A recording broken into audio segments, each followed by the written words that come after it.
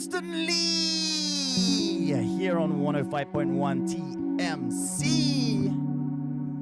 We are here for something very special. It's 7 p.m., ladies and gentlemen, and it only means one thing. It's the Stellar Spark Show! Ooh, good. Hey! Good to be back. It's with me, Koya Magic. And Piotr, Stellar And PH. our guest for today. Tino. But before we go in there, because you've been hyped since a few minutes, I know. I'm so excited. do you want to already share it or? Yeah, I guess I can do. Okay. Just really quickly. Ladies and gentlemen, I'm sure all of our listeners are aware that Playfair does have the world's largest claw machine. And today, just about an hour ago, we just got the official results from Guinness World Records, ladies and gentlemen. We are officially the world's largest claw machine. Congratulations. Where's my sound effect? Sound effects gone. Gone. I don't Where's even the know horns? Where's the horns when you need them? where's my horns? Where's my horns? There you Nice, okay. But cool, you right in Cebu, right? You can just, I tried it a few times, still didn't have my plush, but hopefully soon. Maybe today. Maybe today. Later we're gonna try it. Yeah. But Welcome to the Stellar Spark. This is episode 4. Yeah, already. Episode 4, the episode where we dive into the boldest ideas from the Philippines and beyond. One founder, creator, and change maker at a time. Can you imagine? Each week we explore the journey, mindset, and spark that started it all. Brought to you by Stellar PH, your startup enabler in the Philippines. Let's go! And powered by TMC 105.1, your radio station for bold ideas. Yeah. Yeah. So who are we joined by today? Very special. I need to say I'm super biased, of course, because so I am the co-founder of Stellar PH. But today I invited my other co-founder of Stellar PH. Doppelgangers. Yeah. So Tino Zwirs is here today. So welcome, Tino. Thank you.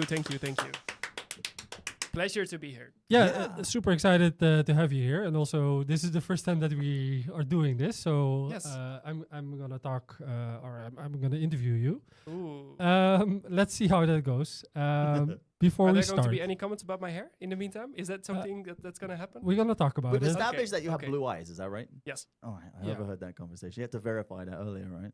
Yeah. So we both have blue eyes, but what I heard is that his eyes are more blue than mine. So Oh, it's hard to say when the lights are here are blue. We'll have to Yeah. J-leg in later. So before we get into Tino, we want to ask you some easy questions. Easy questions. Yeah. Okay. So quick answer. If you want to have a longer answer is also okay, but quick answer. So Dutch breakfast or Filipino breakfast? No breakfast. No breakfast. No. Why not? I am. Isn't that like the most important meal of the day?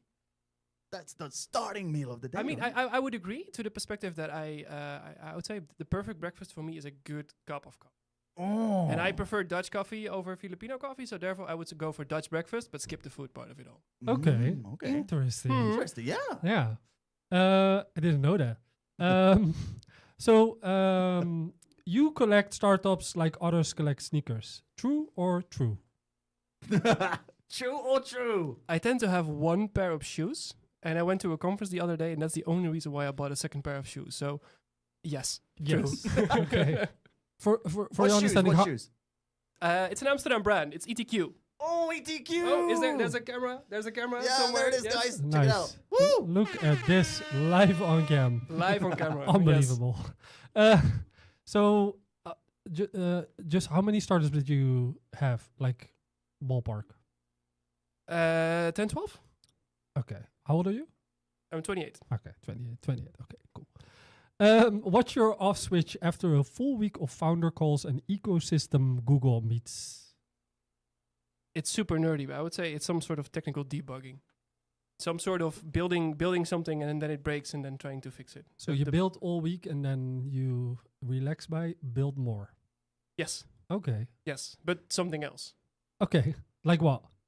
Could be anything. So the other day, a friend of mine asked me like, "Hey, I have my pitch deck. Do you want to give me some feedback on the pitch deck?" Instead of giving feedback on the pitch deck, I build a tool that gives feedback to pitch decks. Okay, cool. Still Stuff like that. not getting out of the ecosystem, but cool. What's a place in Cebu that sparks your next big idea? Ooh. Ooh. Is it Tops? Can I say Tops? Is that a very biased answer?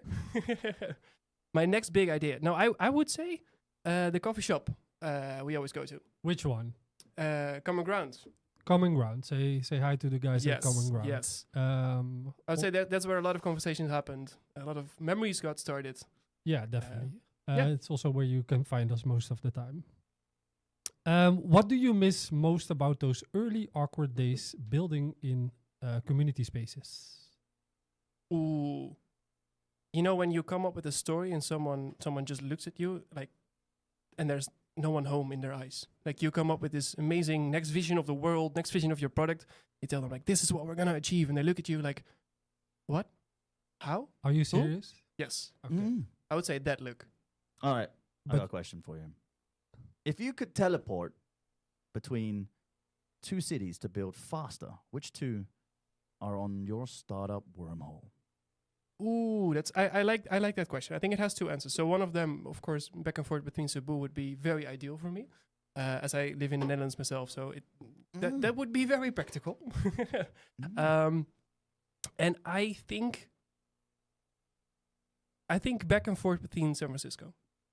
Oh, San Francisco. Why? Yes.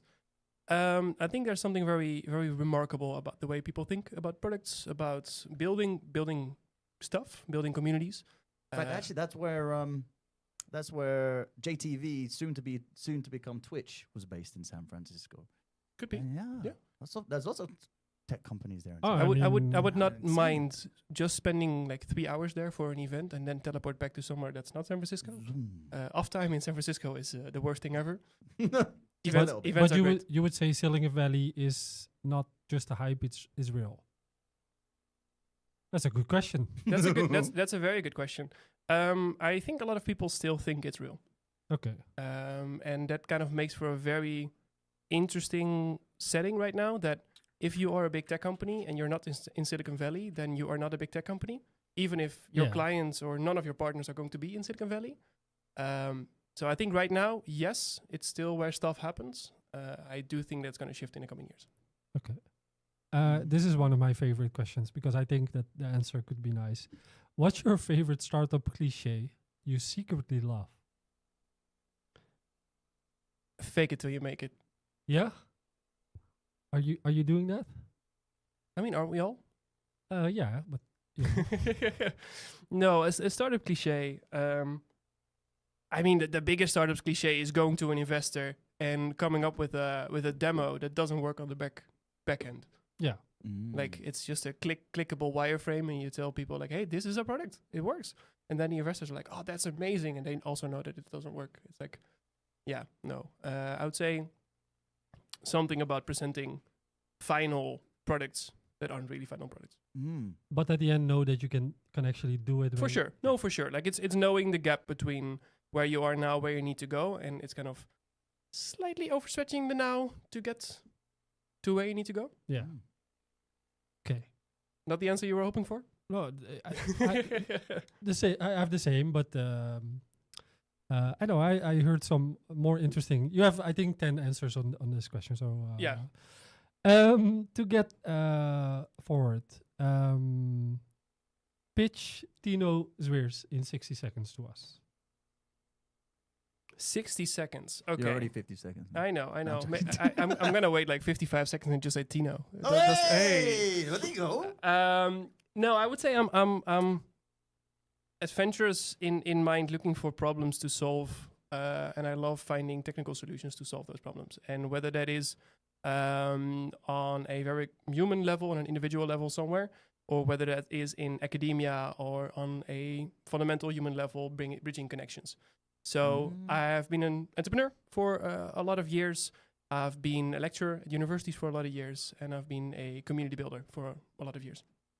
So working with people and building. Working with people and solving problems on a human connectional level. Yeah. Mm, interesting. Yeah, and you did that basically across the whole globe. I think at the moment in 3 different regions, so US, Europe, and Asia. Yeah.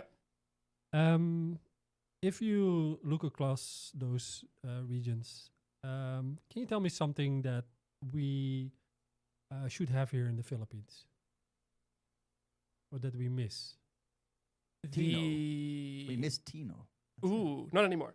I would say not the ability, I'm looking for the right word, but the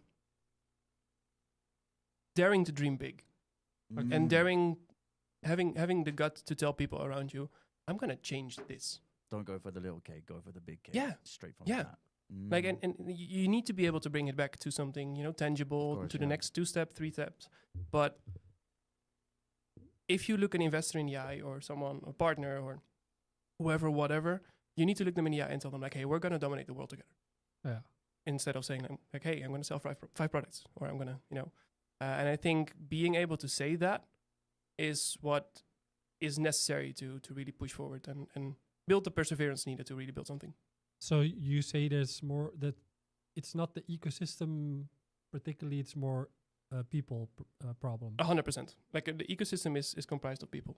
In the end, it's an individual competency that people need to have, and it's a skill set, a soft skill set that people need to learn in order to, gather, and from that gathering, you get the ecosystem. And is that something that we've been active here for, let's say, almost 2 years now? Mm-hmm. Did you already see a solution for that? I think it's a solution on a human level. When you see someone struggling to speak their mind, and you tell them, like, hey, you say it out loud. Like, you gotta say it out loud first before it becomes a reality. And I think that human connection, the cultural aspect of telling people, hey, it's okay to fail, it's okay to try, and it's okay to dream. And I think saying that out loud and promoting people, inspiring people to say that out loud, I think that's the first step. Yeah. And you feel that we're doing that? I feel like we're doing that. Yeah. No, over the last 2 years, I feel like we've had some conversations with people that really come back to us and say, like, hey, I didn't know I could do this after the period we worked together, or after this event I attended. And it doesn't have to mean that they go out and be an entrepreneur, or all of a sudden, do something. But it all starts by having people experience that they can do something that they didn't think they could have done before. Yeah. And I think we've done that before. Yeah, we are.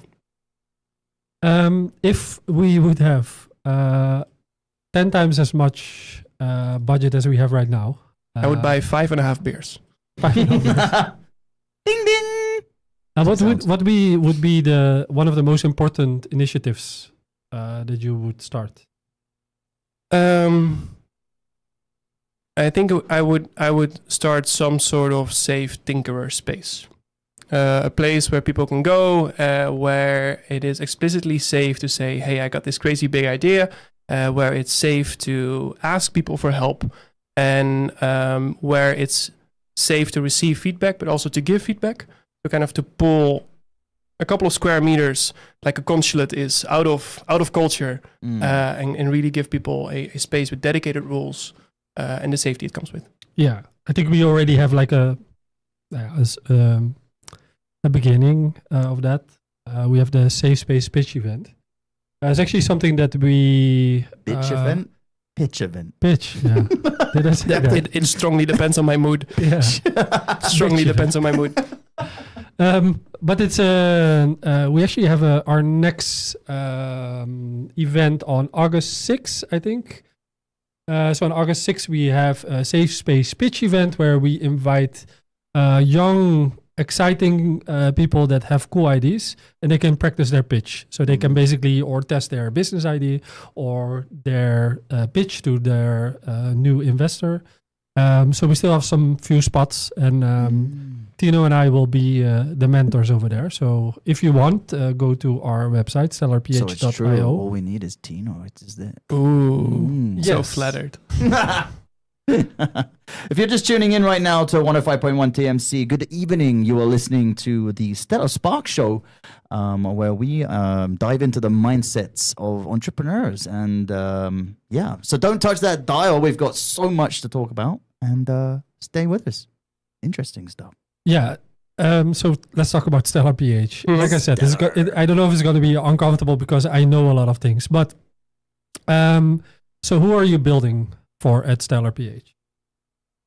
Anyone that wants to go outside of the regularly carved path and feels like they want to achieve more. I don't believe entrepreneurship is for anyone and everyone. But I do think that entrepreneurial competences are for everyone. And what I mean with that is you don't have to own a company, but if you are more entrepreneurial, you become more proactive, more self-secure. And from that perspective, we are building what we are building for those that want to tinker, those that want to dream, and those that want to achieve things in life, whether it is as an entrepreneur or as an entrepreneurial person.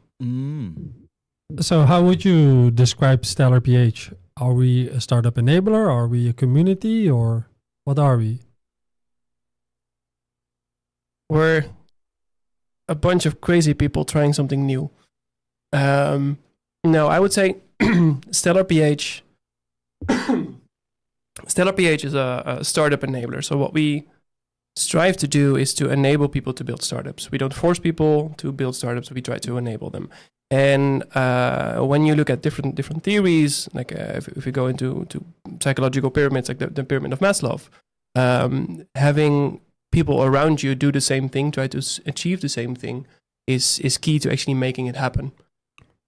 So everything we do around our ambition of enabling individuals, community, workshops, programs, it all comes down to inspiring individuals. So, because your background is actually, I would say, community builder. Yeah. Maybe you can tell a little bit about The your builder. experience. Yes.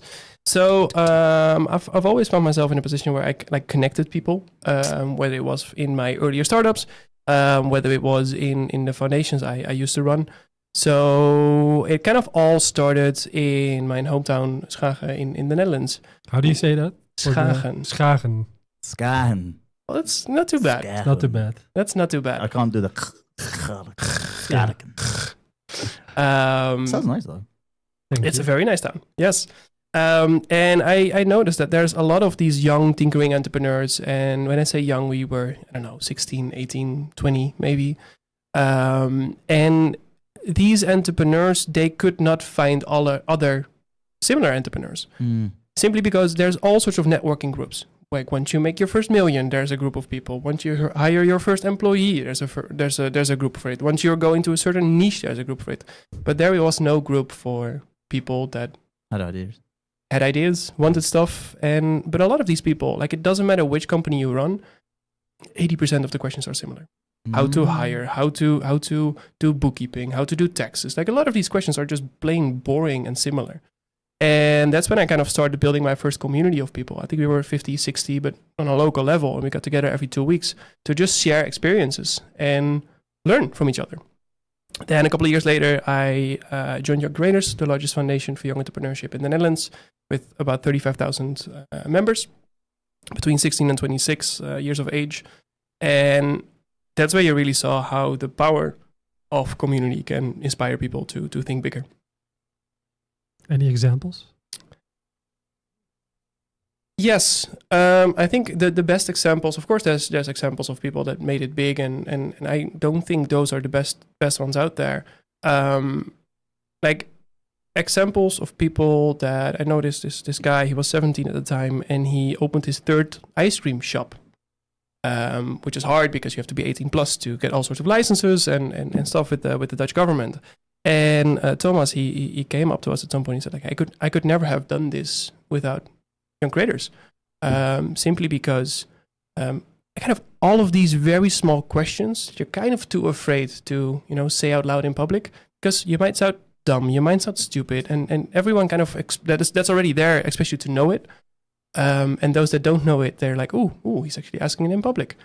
And asking those small questions time and time again, kind of helped him build the confidence. And a lot of people just told him, like, hey, if you think this is a good idea, go and try it. And I think the community support, that's where a lot of people got it from. So now, if we go back to Stellar PH, how why are you doing this over here? That's a very good question. So at some point, I left Young Creators, which is like April. What's about 1.5 years ago? I started to leave Young Creators, the foundation, and with that, like a lot of more extra time came available. And Piotr and I, we were talking about doing trade missions to the Philippines, and at some point we were like, the time is available. We really think the Philippines, Cebu has a lot of potential, a lot of untapped potential. Let's just go there and give it a try, and we'll figure it out on the fly. We can make up a very nice story about how all of this was a very solidified plan consisting of a many page business plan. We said, we feel like this has potential. We said, okay, sure, let's do it. And when one of our first clients kind of signed, or was weeks away from signing, we said, you know what, let's just do it.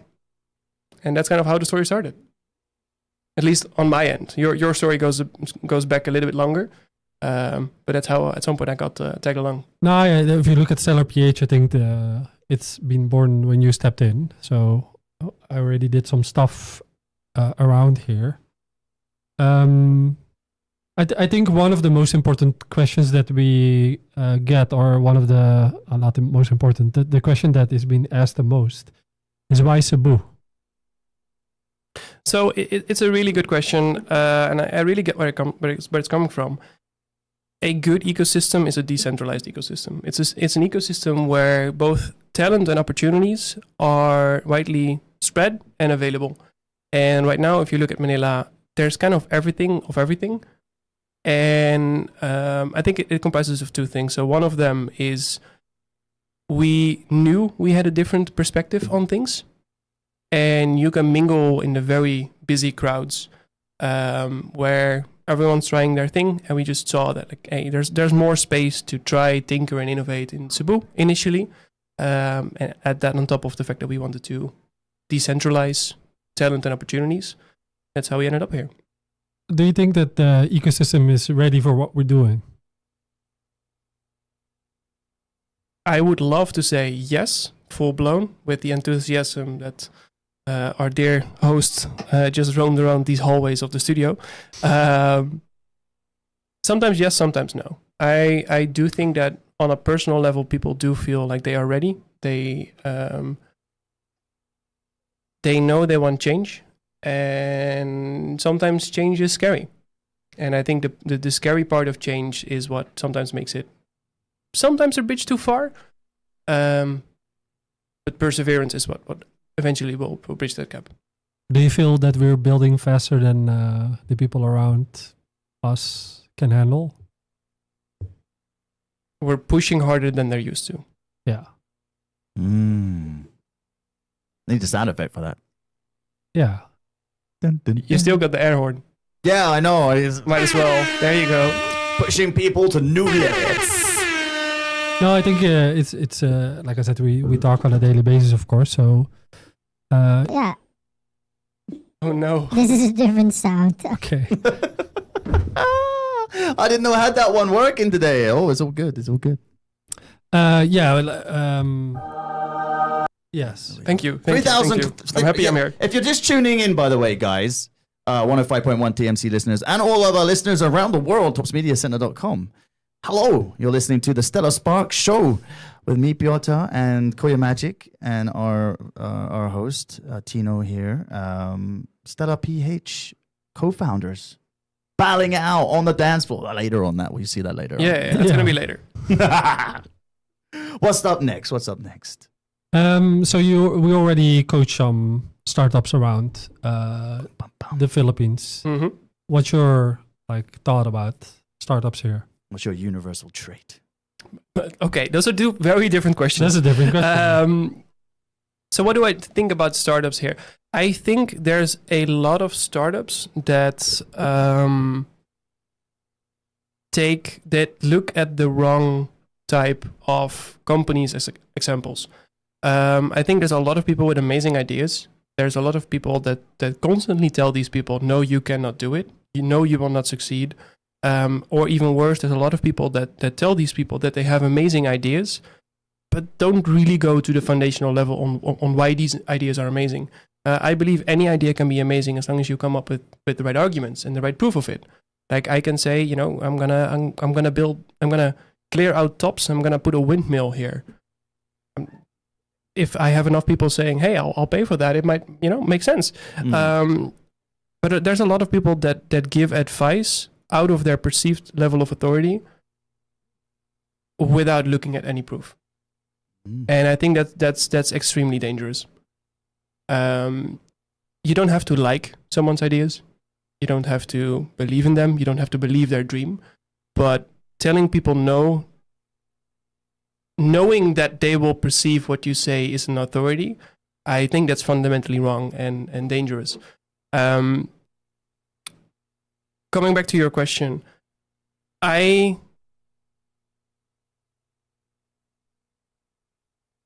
would like the majority of these startups to go out and ask more instead of talk.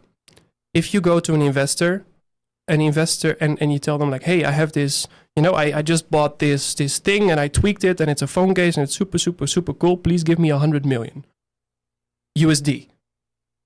The investor's going to be like, no, thanks. And done. Your relationship is done. Yeah. But when you go to the investor and you genuinely tell them like, hey, I think I have the most amazing thing since sliced bread, but I don't know how to value it, how to put a valuation on it. Would you mind spending 5 or 10 minutes with me? I'll buy you coffee and just tell me what you think, what you doubt about, and then move on with your life. You can always come back to that investor asking when you are ready to ask. And there's just a whole lot of people asking the wrong people for advice and taking that advice for facts. So be critical towards the advice. So going in with all guns blazing and just going, hey, like, I want to steal some of your time. Yeah. Do you trust me to take your phone and put it into this phone case and hit it with a hammer 100 times because it will still be alive? Yeah. That kind of thing. Boom, straight to the point. No, but I mean, at some point, when you look at investors, like when you are ready to ask, you need to get your stuff sorted, right? You need to come up with a solid pitch, and you need to, you need to be able to answer all questions, and you need to be very prepared. But as long as you don't tell them you are prepared, as in you tell them like, I am prepared. No, but as long as you go to an investor or to whoever you want to work with, right? And you tell them like, hey, this is not a sales talk, so I'm not going to ask you, do you want to buy? I'm just here to help. To ask you for some feedback on what I am doing. That will fundamentally improve whatever you are doing, wherever you're doing it.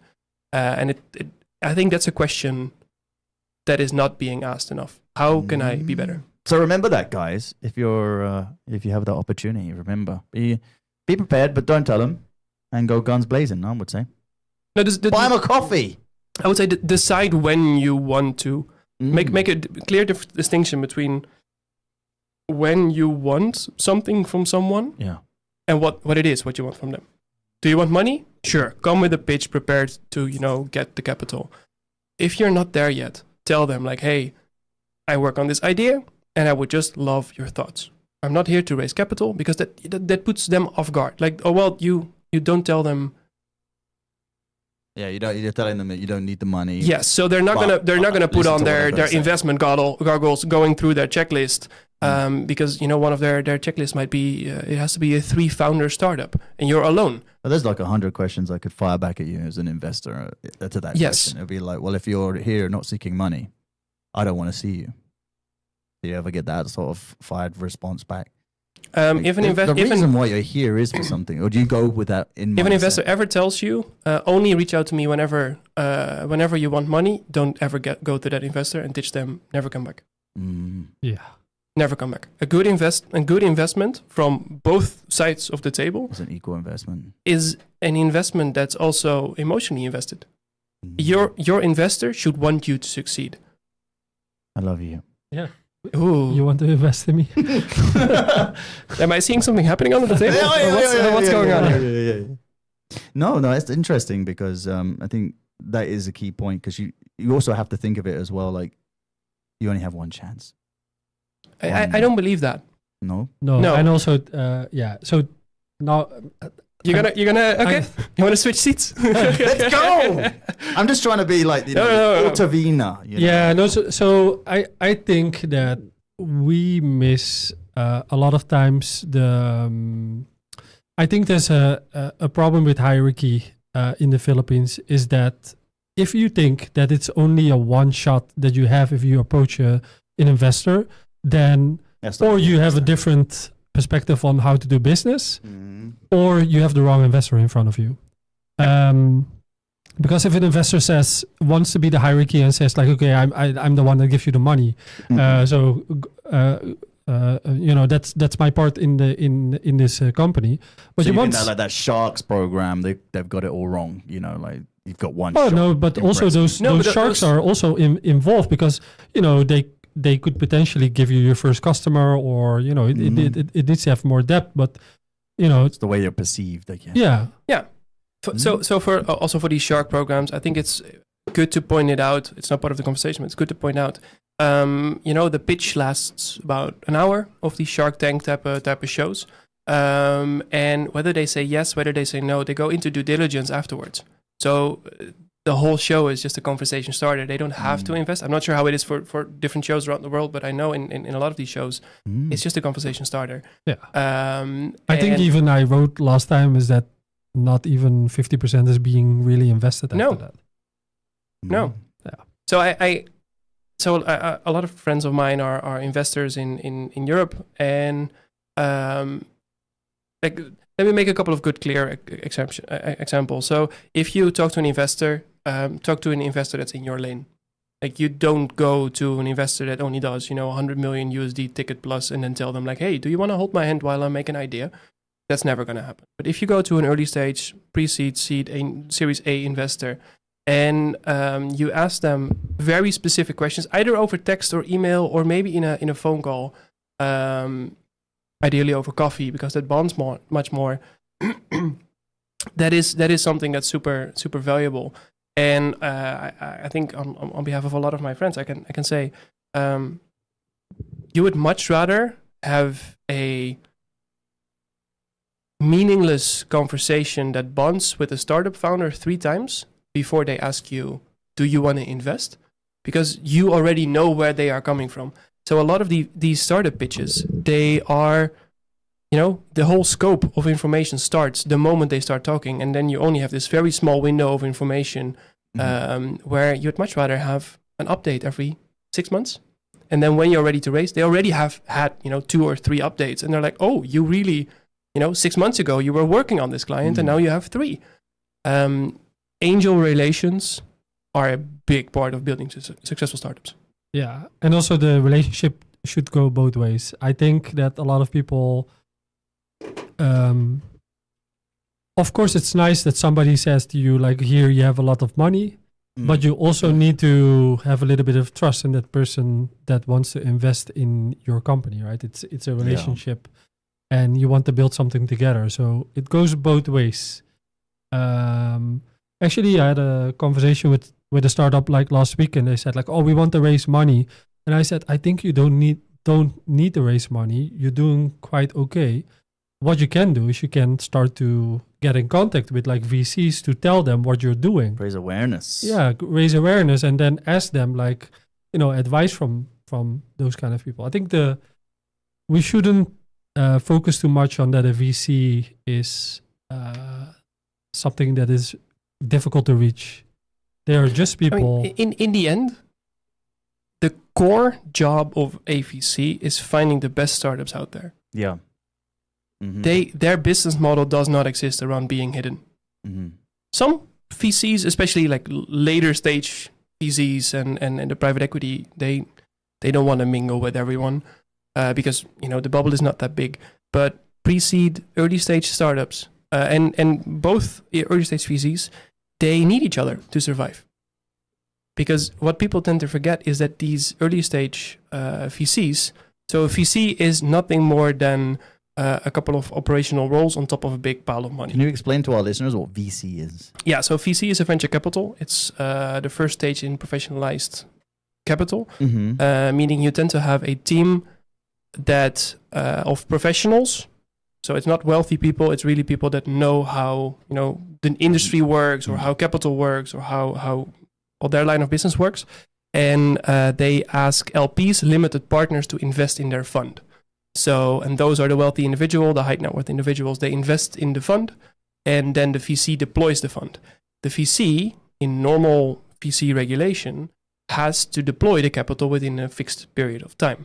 So if the runtime of a VC is 10 years, meaning everything has to be liquidated in 10 years, it may have to be deployed in 4 years. So the VC also has a requirement to deploy capital, and they have to deploy it in the best possible startups. So how are we doing here with VCs in Cebu? In the Philippines, maybe? Philippines? I think there's a lot of people that want to. I think there's a lot of people that are scared to ask the most important questions. So what are those questions, and what is the gap that we're looking at? The most important question is, these two people need to be in the same room. So when I'm talking about these two people, I'm talking about startup founders or people that want capital and people that have capital. And kind of taking the VC out of the picture, because in the end, the LPs drive the meaning of capital in VCs, because they decide to invest in that or not. Those LPs, they come from a very brick and mortar type of investment. They want to invest in stones, in buildings, in predictable investments. And what they need to do is just face each other and say, I don't know. And have a conversation about what do we know, what don't we know, what are the misconceptions. So it doesn't help that when a startup goes to an investor and says, hey, I want 100 million USD because I have this phone case that I want to ship to everyone in the world. If the investor just says no, which they inevitably will, if they just say no, it doesn't help them, it doesn't help the ecosystem, and it doesn't help the startup.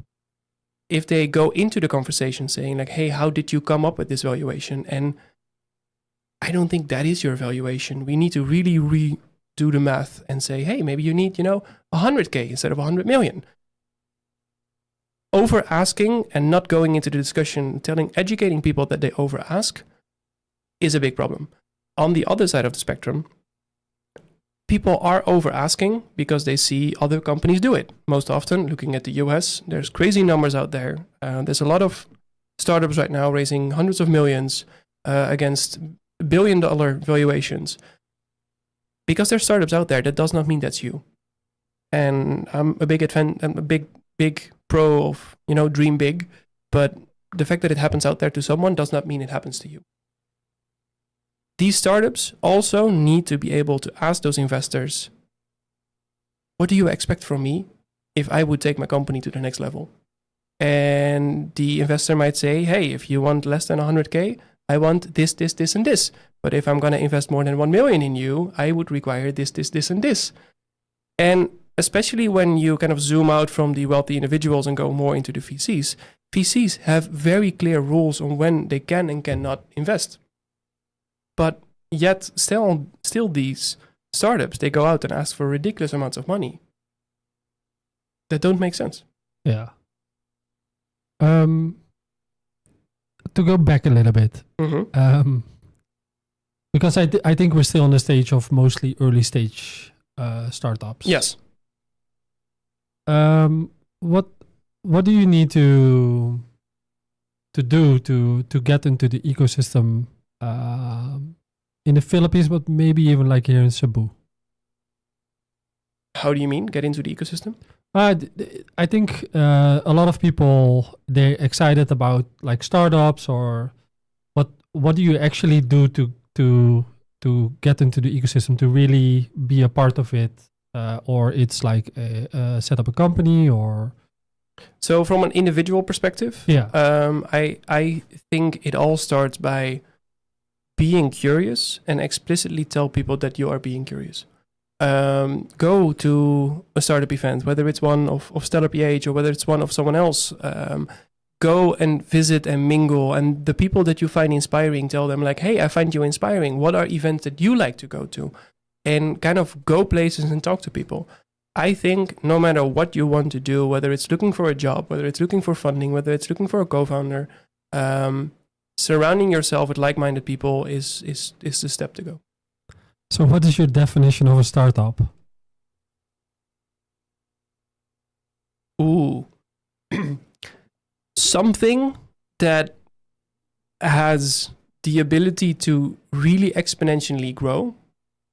So that means that it has more potential than is tied to the resources required to make it scale. Has the capacity to really scale something up in a time frame of 2, 3, 4, 5 years, depending on the line of industry you're in. If you're in medtech, that might be 10, 15 years, but that depends. Something with with the opportunity to exponentially grow, and is always in need of capital to make that happen. Okay. I think a constant need of capital is one of the core qualities, not qualities, but something that symbolizes startups. So, because I think that a lot of young startups find that scary to say, like, okay, how can I build something that maybe in 3 to 6 months I can actually ask money for?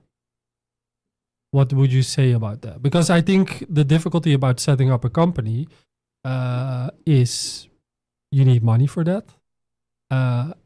And if you don't have that money, what then?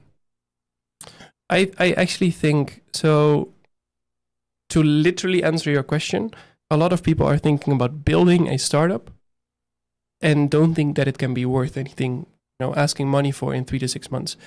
First of all, don't build before you know what you want to build or who you want to build it for. I think in 3 to 6 months, the most valuable thing you can build is a ridiculously good survey with a lot of people that answered it. Nobody cares about your buttons. Nobody cares about your sliders. Nobody cares about your app.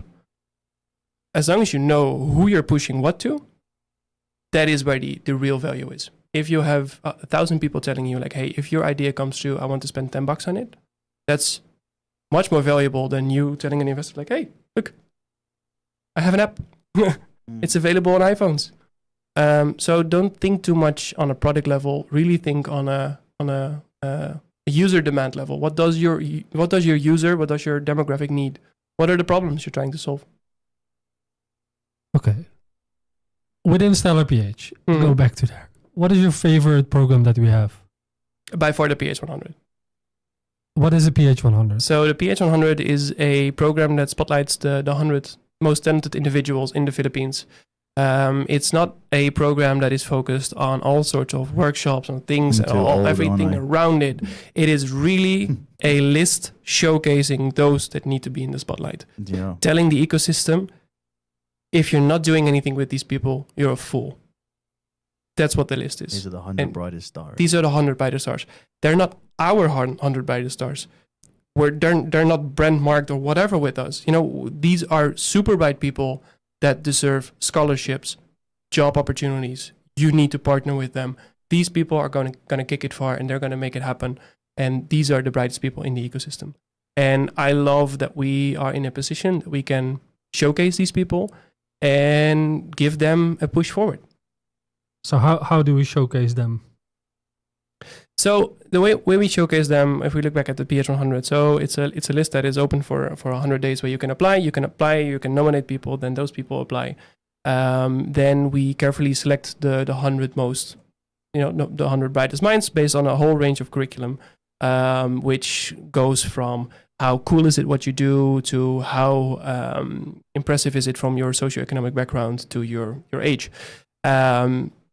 Based on all of those factors, we compile a list, we score everyone, and even though in our Excel spreadsheet it comes down to a top 100, because that's how numbers work, it is not a top 100, it's a list of the 100 most brightest minds in the Filipino ecosystem.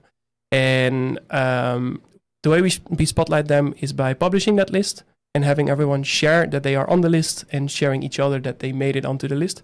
And I think, and this is the kind of the weird side of the pitch, I think the biggest value is us not pretending like we own the list after. Yeah.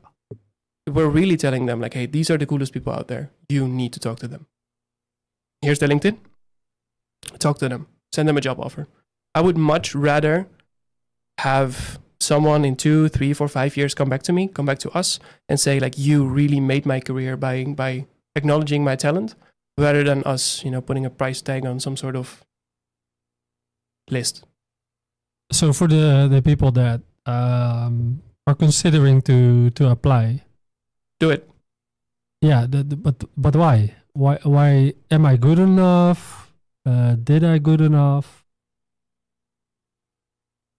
If you think you're building something cool and you're proud of that, and every time you open up your laptop, you open up your book, you open up your Scratchpad, you open up whatever you want to open up, and you think, oh, this is so cool, and you have a hard time closing your whatever because you need to go to bed, submit. We want people that do cool stuff. And for everyone, no matter where you live, what Am you I do, cool? Yeah, definitely. I think. Yay! I think- I'm too old though, right? Yeah, I think the Okay. age is. you just about missed the queue, I think. It's okay. It's okay. It's okay. I don't mind to tell that you're cool. Yay! That's all I need. Okay. That's good. You're cool. Yeah. If you're just tuning in, by the way, big shout out to some of our listeners who are tuning in. Hello, and you're tuning in to the Stellar Spark /TMC's 105.1 Stellar Spark show, where we are inviting some of the greatest minds from all over the different categories of businesses and entrepreneurs, and they're sharing their stories, journeys, failures, and successes with us. Very interesting. Yeah. So, looking back at, let's say Tino, 20 years old. Mm. The What- young one. Yeah, The Oh, young you still one. look young. Yeah, yeah. It's the beard. Mm. you are young. It's gone. I need to shave. Same. What would you give yourself as an advice? What would you tell your younger self? What was I doing when I was 20? It's a very good question, actually. Yeah. School, I assume, right? Yeah, I think I just first year of my bachelor's degree, I guess. Just to make the question maybe more interesting, would your 20-year-old Tino believe that you would be on top Cebu right now, for example, building? I mean, 20-year-old Filipino Tino startup. would not know where the Philippines is or what Cebu or nor Tops is, but no. But I also think that in that time span of like 8 years, I feel like every 6 to 9 months I live a different life and I come to new places and I meet new people. And since then, I would say every year I find myself in a place where I'm like, how did I end up here? Yeah. So no. What would I tell myself? Push through. You'll figure it out. Are you figuring it out? Not right buy now? Bitcoin. I would tell myself to buy Bitcoin. Yeah, fair enough. Fair enough. Buy Bitcoin now. Yeah. Yeah, fair enough. Buy Bitcoin, but yeah, no, I think I'm figuring it out. What would your advice be to young people that might not live in urban areas like Manila or Cebu, but let's say I live in Bohol and I also want to build a startup? Find like-minded people, whether that is online, if need be, Yeah. or if you want to make friends, go join a book club, and from a book club you meet one individual, and that one individual that wants to do something else, and like That's the second if- book club. The second book. Yeah, that's it. In the first episode, we also talked about the book club. I like book clubs. Like I think And there isn't one, so then we should make one. let's go. Let's do it. Yeah, Okay. you already have got one member. I'm down. I'm very down. Janelle, also our first guest, also wanted to have a book club. So. Oh, I'll be a member too. So we got 2 members. Yeah. 3. I'll sign up too. Good. Well, if you say there's we, there's no two, right? No, that's That it. means that's at least 3. Yeah. Filter, you down to read books? Probably not, but Well, you can be the library keeper then. no. So there's Welcome to the a library. running gag is that every time when Tino is talking to someone, he has a quote from some book, and but then he cannot find the book, and It happened one time. I was like, oh, what's the book? I know the cover is blue. It- Like, it's, happened more than once, but it's okay. at least I read the book. Yeah, definitely. No, I would recommend these people. Like, find people in your region, because they are there, no matter where you live. Like-minded people are everywhere, although they might be hard to find. And if they are hard to find, go to a Reddit, go to a Discord, go to a whatever, go to a university, even if you don't study there, and tell them like, hey, I'm super interested in this. Can you get me in touch with people? And I would say that's the way to go. And what about our community? Join. Okay. Join.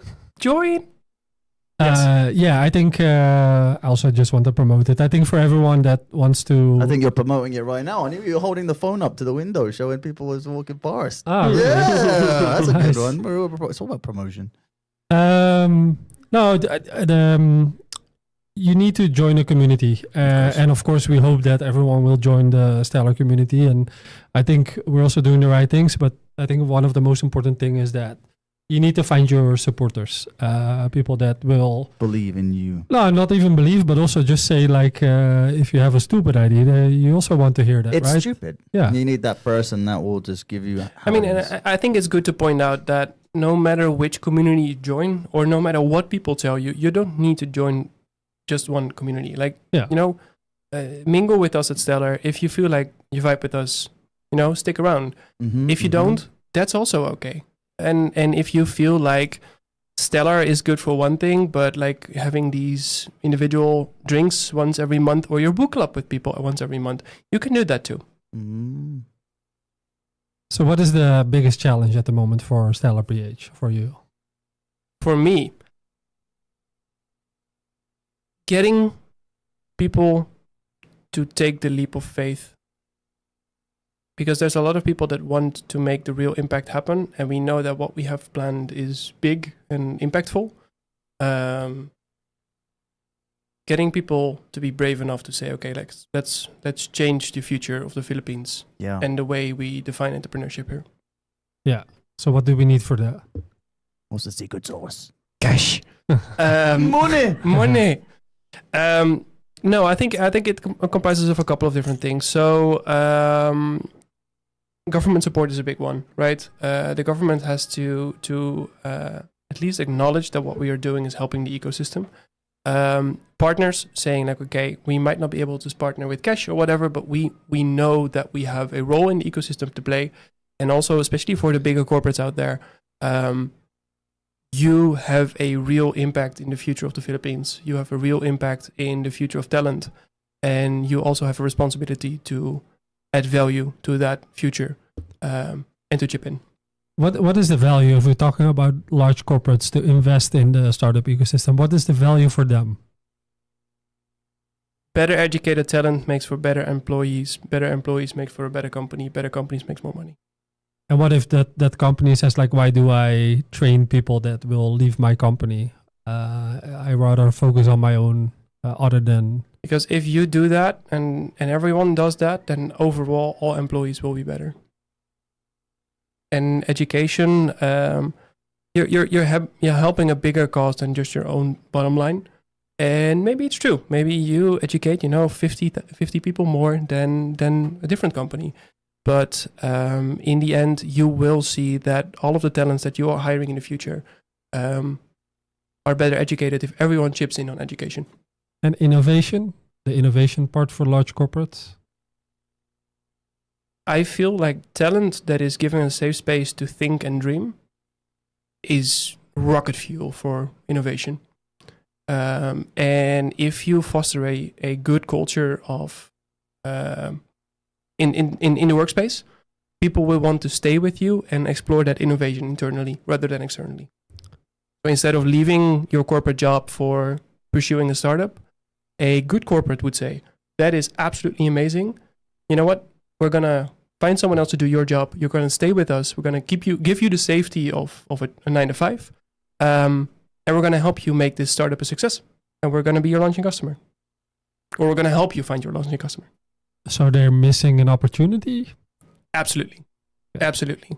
By looking at talent or employees as a one-size-fits-all, and we hire you to do one thing, you're losing out on so much loyalty from an employee perspective, but also all of the crazy ideas that are in their mind, of which maybe 80% is bad, maybe 90% is bad, but you just need a couple of amazing ideas to, well, maybe give your company the future it's been debating about. Good. Thank you. Good. I've practiced. I know. We're also getting to the end. Is there anything that you want to promote, Tino? Is there anything I want to promote? What do we do at Stellar PH? What do we do at Stellar PH? I was actually thinking of like, if you want to go to like the biggest